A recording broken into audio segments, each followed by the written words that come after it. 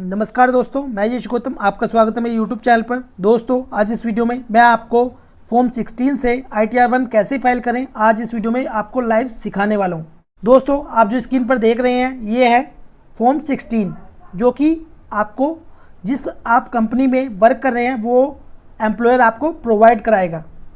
ठीक है, और पहला होता है, इसमें दो पार्ट होते हैं, पार्ट ए और पार्ट बी। तो पार्ट ए में तो सभी डिटेल्स होती हैं, ठीक है, लेकिन हमारे जो काम का होता है, जब हम ITR फाइल करते हैं तो काम का जो होता है वो है पार्ट बी। ठीक है, जो आप स्क्रीन पर देख रहे हैं। ठीक है, कंपनी ने मुझे प्रोवाइड कराया ये। ठीक है, और यदि आपके पास फॉर्म 16 है तो आपकी बल्ले बल्ले है, क्योंकि फॉर्म 16 से इसमें कुछ भी करने की ज़रूरत नहीं होती। ये पहले से ही इसमें आपकी ITR बनी हुई होती है, आपको सिर्फ पोर्टल पर जाकर फिल करनी होती है। जैसे कि आप देख सकते हैं, ग्रोस सैलरी हमारी ली हुई है इसमें। ठीक है, हमारी डिडक्शंस पहले से ही ली हुई है। ठीक है, मतलब सारी चीज़ें इसमें ऑलरेडी होती हैं, और मैं आपको ITR फाइल करूंगा तब मैं आपको सिखाऊंगा। और दोस्तों, यदि आप चीप प्राइस में ITR फाइल कराना चाहते हैं एक्सपर्ट से और ITR कंपटीशन तैयार कराना चाहते हैं तो दिए हुए नंबर पर कॉन्टैक्ट करें। ठीक है, और ITR फाइल के साथ ITR कंपटीशन भी आपको तैयार करके दी जाएगी। तो दोस्तों, इस वीडियो को स्टार्ट करने से पहले यदि आपने मेरे चैनल अभी तक सब्सक्राइब नहीं किया तो प्लीज़ सब्सक्राइब कर दीजिए और वीडियो को लाइक कर दीजिए ऐसी बेनिफिशियल वीडियोस के लिए। तो दोस्तों, चलते हैं और वीडियो को स्टार्ट करते हैं। तो हम क्या करेंगे, सबसे पहले file your return for the year ended on 31 मार्च 2021। ठीक है, फाइल नाउ, हमें डैशबोर्ड पर, ठीक है, हम करेंगे फाइल नाउ। फिर उसके बाद सेल्फ असेसमेंट ईयर, तो इसमें चूज़ करना है। ठीक है, इस पोर्टल पर सबसे अच्छी बात है, करंट असेसमेंट ईयर आपको पहले से ही बता देगा। ठीक है, तो हमारा जो करंट असेसमेंट ईयर है वो है 21-22। ठीक है, इसके बाद आपको कुछ नहीं करना है, सिर्फ कंटिन्यू करना है। उसके बाद ऑनलाइन, हम जो ITR 1 फाइल करने वाले हैं वो है ऑनलाइन मोड में। ठीक है, तो इसे प्रोसीड करेंगे। प्रोसीड करने के बाद हम करेंगे स्टार्ट न्यू फाइलिंग।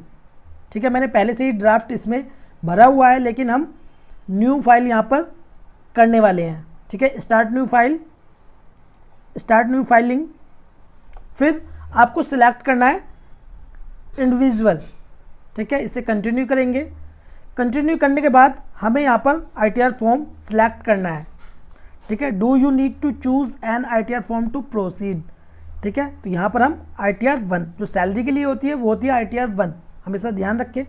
अब इसे प्रोसीड विद ITR 1 पर क्लिक करेंगे। क्लिक करने के बाद आपको लेट्स गेट स्टार्टेड पर क्लिक करना है। करने के बाद आपके सामने कुछ इस प्रकार टिक मार्क करने के लिए ऑप्शन आएंगे, जैसे कि पहला ऑप्शन है taxable income is more than basic exemptions limit. ठीक है, यदि आपकी इनकम एग्जाम्पशंस लिमिट से ज़्यादा है तो आपको ये सिलेक्ट करना है। ठीक है, यदि आपकी इनकम इतनी है, मतलब आपको टैक्स पे करना पड़े, तो आप इसे सिलेक्ट करेंगे। अन्यथा इसके अलावा भी 3 इसमें ऑप्शन दिए हुए हैं, आप इनको रीड कर सकते हैं, बट फिलहाल हमारे ये किसी काम के नहीं है। ठीक है, इसमें deposited amount aggregate of amount exceeding 1 crore in 1 और more current account during the previous year, तो इसमें 1 करोड़ यदि डिपॉजिट हुए हैं तो उसके लिए है। ठीक है, इस प्रकार इसमें और भी दिए हुए हैं, तो हम इसे करेंगे अदर्स। ठीक है, क्योंकि हमारी जो इनकम है वो कितनी है, वो हमारी 2.5 लाख से भी कम है, 2,40,000 रुपये, तो उस पर TDS नहीं कटेगा। ठीक है, और ना ही हमारी टैक्सेबल इनकम है, तो हम क्या करेंगे अदर्स, कंटिन्यू कर देंगे। कंटिन्यू करने के बाद इसे ओके करेंगे। ओके करने के बाद देखिए पर्सनल इन्फॉर्मेशन, सबसे पहले हमें इसमें क्या डालनी होगी, पर्सनल इन्फॉर्मेशन। यहाँ पर जाकर क्लिक करेंगे। यदि आप सेंट्रल गवर्नमेंट एम्प्लॉई है तो सेंट्रल गवर्नमेंट एम्प्लॉई का जो पहला ऑप्शन है ये आपको चूज़ करना है। स्टेट गवर्नमेंट एम्प्लॉई है तो आपको ये सिलेक्ट करना है, या PSU है तो PSU आपको सिलेक्ट करना है। पेंशनर्स हैं तो पेंशनर्स के लिए भी एक तरह से हम सैलरी ही मानते हैं, मतलब सैलरी की ही उसमें रिटर्न भरी जाती है। तो यहाँ पर क्या करेंगे हम, यदि पेंशनर है तो पेंशनर आप इसको सिलेक्ट करेंगे, अदर्स है तो अदर्स। ठीक है, हम यहाँ पर अदर्स हैं तो यहाँ पर हमने अदर्स सिलेक्ट किया। ठीक है, फिर फाइलिंग सेक्शन 131, तो ये है return filed on before due date. यदि आप बिफोर ड्यू डेट से पहले फाइल कर रहे हैं तो 139(1) ये सेक्शन है। ठीक है, यदि आपकी बिलेटेड है तो ये सिलेक्ट करेंगे।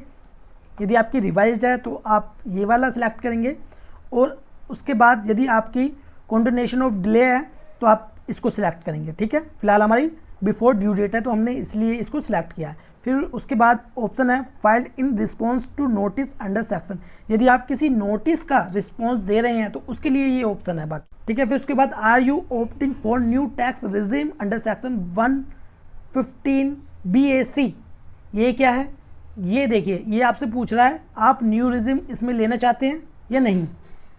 तो मैं यहाँ पर न्यू रिजीम नहीं ले रहा हूँ, इसलिए मैं इसको नो करूँगा। ठीक है, क्योंकि इस बार क्या है, 2 स्लैब रेट है, ओल्ड स्लैब रेट और न्यू स्लैब रेट। ठीक है, तो मैंने ओल्ड स्लैब रेट में हम अपनी ITR फाइल करेंगे, इसलिए मैंने इसको नो सिलेक्ट किया है।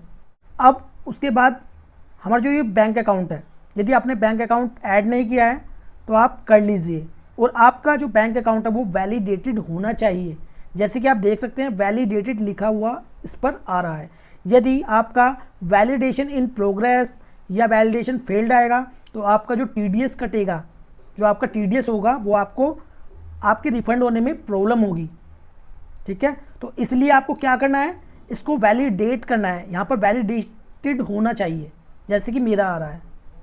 ठीक है, फिर उसके बाद कंफर्म कर देंगे हम। कंफर्म करने के बाद देखिए पर्सनल इन्फॉर्मेशन पर कंफर्म लिखा हुआ आ चुका है। अब उसके बाद यहाँ पर ग्रॉस टोटल इनकम, और यहाँ पर हम क्लिक करेंगे। अब बात करते हैं इनकम की। ठीक है, तो हमारी जो इनकम है, अब चलते हैं फॉर्म 16 की तरफ। तो देखिए हमारा जो काम का होता है, मैंने पहले भी आपको बताया, पार्ट बी हमारे लिए काम का होता है। देखिए इसमें सैलरी है as per provisions content in section 17(1). ठीक है, तो हमें कुछ नहीं करना, 17(1) है तो यही हमें फिगर उसमें लेनी है सैलरी वाले सेक्शन में। अभी मैं आपको दिखा देता हूँ। ठीक है, इसे कंटिन्यू कर देंगे। इनकम फ्रॉम सैलरी, तो इसे हम एडिट करेंगे। यहाँ पर एडिट करने के बाद अब देखिए मैंने जैसे कि आपको कहा था फॉर्म 16 के द्वारा आपको कुछ भी करने की जरूरत नहीं है, बस इसमें से आपको चेक करना है सैलरी क्या है as per section provisions content in section 17(1), 2,40,000 रुपये। तो हमें क्या करना है, ये वाला section salary as per section 17(1), तो इस कॉलम में डाल देंगे। कितनी है, 2,40,000 रुपये। ठीक है, हमने 2,40,000 रुपये डाल दी। बाकी के ये जो सेक्शन है हम यहाँ पर नहीं डालेंगे, क्योंकि हमारे फॉर्म 16 में सिर्फ यहीं पर है salary as per provisions content in section 17(1). जो बाकी के सेक्शंस हैं वो मैं आपको नेक्स्ट वीडियो में बताऊंगा। ठीक है, फिर उसके बाद यदि आपके नेचर ऑफ एग्जाम्प्ट अलाउंसेस, यदि आपके इसमें और भी कोई अलाउंसेस होते तो होते कहाँ पर, देखिए allowances to the extent exempt under section 10। तो इसमें यदि आपके अलाउंसेस होते, कौन से वाले, ये वाले जो दिए हुए हैं, तो ये कहाँ पर होते, यहाँ पर less allowances to the extent exempt under section 10। ठीक है, यहाँ पर होते, लेकिन हमारे नहीं है तो हम इसको ऐसे ही रहने देते हैं। ठीक है, फिर उसके बाद डिडक्शन अंडर सेक्शन 16, तो ये हमारी डिडक्शन होती है 50,000 रुपये की। जैसे कि आप देख सकते हैं डिडक्शन, स्टैंडर्ड डिडक्शन कौन सी होती है, ये स्टैंडर्ड डिडक्शन 50,000 रुपये। यदि आपकी कितनी भी सैलरी है तो उसमें से आपको स्टैंडर्ड डिडक्शन मिल जाती है 50,000 रुपये की। ठीक है, ये रही, और ये माइनस होती है किसमें से, सैलरी में से। ठीक है, इसने ऑटोमेटिक ही पोर्टल ने ये उठा लिया अमाउंट। ठीक है, कितनी होगी, 1,90,000। तो हमारे यहाँ पर कितनी आ गई, ग्रॉस टोटल इनकम 1,90,000 रुपये। ठीक है ना, देखिए मैच है बिल्कुल। हम इसमें क्या कर रहे हैं, फॉर्म 16 से देखकर बस पोर्टल पर डाल रहे हैं। इसको सेव कर देंगे। ठीक है, अब बात करते हैं डिडक्शन। देखिए इसमें deduction under section chapter VIA, तो हमारी 80C में LIC हमने कराई थी और हमने एम्प्लॉयर को बताया था हमारी LIC है 24,000 रुपये ईयरली।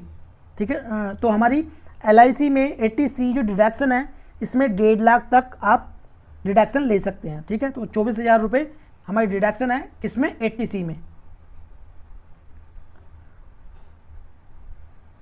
और एक देखिए इंटरेस्ट फ्रॉम डिपॉजिट्स। अब आप कहेंगे इसमें तो कोई इनकम नहीं है, जो कि हमारी इनकम फ्रॉम अदर सोर्सेज है। बट दोस्तों क्या हुआ है, जब से ये जो पोर्टल अपडेट हुआ है ना, तो आपकी कहीं भी किसी भी सोर्सेज में इनकम होगी, ठीक है, वो यहाँ पर ऑटोमेटिक ही आ जाएगी। ठीक है, मैं इसको एडिट करता हूँ। तो ये इंटरेस्ट फ्रॉम डिपॉजिट, ठीक है, एफडी से मेरी ये इनकम है, इसको सेव कर देंगे, ठीक है, जो कि ऑटोमेटिक पोर्टल ने ये अमाउंट उठा ली है। फिर इसके बाद ठीक है, सैलरी होगी हमारी 1,90,000 रुपये। अब इनकम फ्रॉम अदर सोर्सेज, तो ये हमारी एक और इनकम थी, देखिए ये तो होगी किसकी, एफडी की। एक और हमारी इनकम थी सेविंग बैंक इंटरेस्ट, तो ये इसमें ऑप्शन दिए हैं, do you have interest income from saving bank account in India, तो इसको यस करेंगे। कितनी है, 2,000 रुपये। बाकी हमारा कुछ नहीं है, कंटिन्यू कर देंगे, ठीक है। फिर उसके बाद हम क्या करेंगे, हमारी देखिए ग्रोस सैलरी 2,40,000 रुपये, डिडक्शन 50,000 रुपये, कितनी होगी इनकम 1,90,000 रुपये, ठीक है। और हमारी 4,000 रुपये एफडी से, एफडी वाली इनकम थी, इंटरेस्ट था हमारा 2,000 रुपये, कितनी होगी इनकम फ्रॉम अदर सोर्सेज, कितनी होगी 6,021 रुपये, ये भी इसमें जुड़ जाएगी। तो ग्रोस टोटल इनकम जो हुई हमारी कितनी होगी 1,96,021 रुपये। अब इसे क्या करेंगे, ठीक है, इसे कंफर्म कर देंगे। कंफर्म करने के बाद देखिए ग्रोस टोटल इनकम कंफर्म लिखा हुआ आ चुका है। अब हमें क्या करना है, टोटल डिडक्शन, इस पर हम क्लिक करेंगे। यहाँ पर करने के बाद अब देखिए हमारी जो डिडक्शन थी कौन सी थी, मैं आपको दिखा देता हूँ। एक तो हमारी थी 80C वाली, जो कि LIC हमने कराई हुई थी, कितनी 24,000 रुपये की, ठीक है। एक थी हमारी 80 TTA यानी कि जो आपका सेविंग बैंक इंटरेस्ट होता है उसकी आपको डिडक्शन मिल जाती है 80 TTA यदि आपकी एज 60 साल से नीचे है। इसमें देखते हैं हम 80C, देखिए 80C, इसको यस करेंगे। कितनी है, 24,000 रुपये डिडक्शन है, कितनी है 24,000 रुपये, ठीक है। फिर उसके बाद 80D नहीं है, 80E नहीं है, ठीक है। फिर उसके बाद हमारी 80 TTA है, कितने हैं 2,000 रुपये, इसको कंटिन्यू कर देंगे, ठीक है। कंटिन्यू हमने कर दिया, यहाँ पर सही है, इसे कंफर्म कर देंगे। कंफर्म करने के बाद टोटल डिडक्शन 26,000 रुपये आ चुकी है हमारी। 24,000 हमारी LIC थी, 2,000 रुपये हमारी 80 TTA जो हमारा सेविंग बैंक इंटरेस्ट था, ठीक है। टैक्स पेड पे अब क्लिक करेंगे। यदि आपका कोई TDS कटा है, देखिए मेरी जो इसमें सैलरी थी वो मतलब कि 2.5 लाख से कम थी, तो उस पर कोई भी TDS की लायबिलिटी नहीं बनती है, ठीक है, और ना ही TDS कटता है, तो इसलिए मेरा TDS नहीं कटा है। यदि देखिए मैं आपको बता देता हूँ details of tax deducted at sources TDS on salary income. Salary पर यदि आपका TDS कटा है तो आपको किस में डालना है, इसमें फर्स्ट वाले में, ठीक है। फिर उसके बाद details of tax deducted at sources TDS from income other than salary. यदि आपका सैलरी से छोड़कर किसी और सोर्सेज में आपका TDS कटा है तब आपको इसमें डालना है, ठीक है।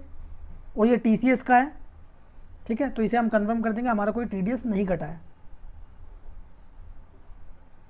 करने के बाद फिर टोटल टैक्स लायबिलिटी, इस पर यहाँ पर क्लिक करेंगे।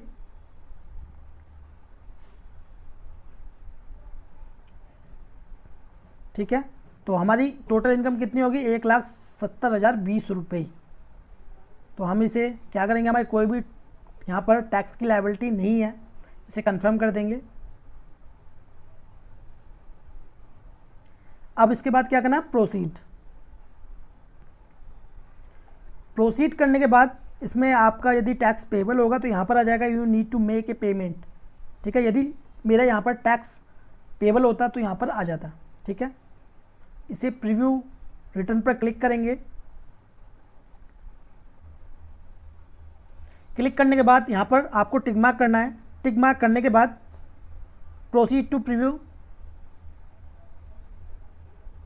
ठीक है।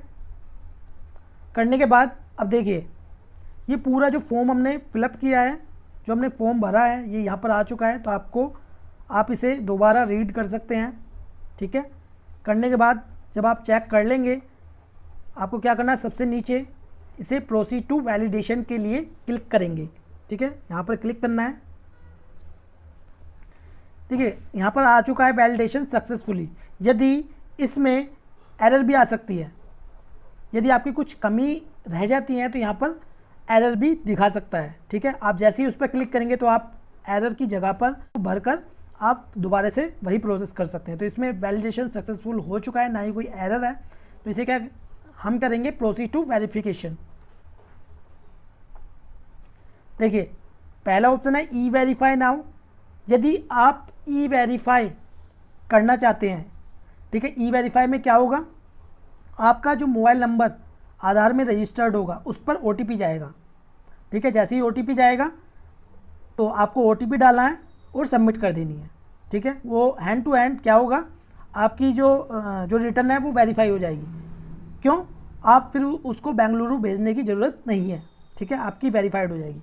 अब उसके बाद सेकंड वाला जो ऑप्शन है ये है ई वेरीफाई लेटर, मतलब आपकी जो रिटर्न है वो सबमिट हो जाएगी और ई वेरीफाई आप इसे 120 दिन तक कर सकते हैं। फिर तीसरा जो ऑप्शन है वो है verify ITRV, you can submit the return now and verify the return by sending a signed ITRV to the income tax department by normal speed post within 120 days.